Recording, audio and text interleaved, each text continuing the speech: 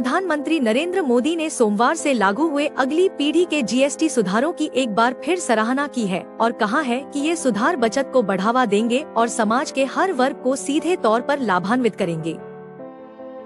देश के नाम एक खुले पत्र में उन्होंने नवरात्रि के अवसर पर अपनी शुभकामनाएं भी दी और कहा कि इस त्योहार से भारत में जीएसटी बचत उत्सव की शुरुआत हो गई है।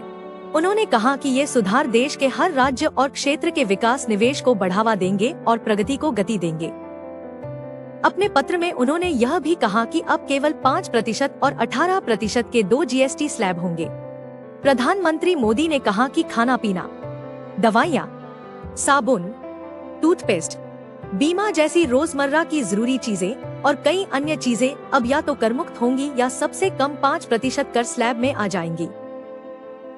उन्होंने आगे कहा कि यह देखकर बहुत खुशी हो रही है कि कई दुकानदार और व्यापारी तब और अब के बोर्ड लगा रहे हैं जो सुधारों से पहले और बाद के करों को दर्शाते हैं।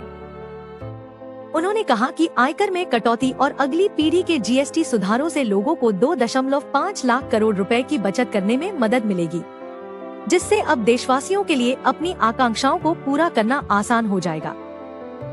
जीएसटी के लिए अपनी सरकार की सराहना करते हुए प्रधानमंत्री मोदी ने कहा कि वस्तु एवं सेवा कर ने देश को आर्थिक रूप से एकजुट किया है, जिससे एकरूपता और राहत आई है।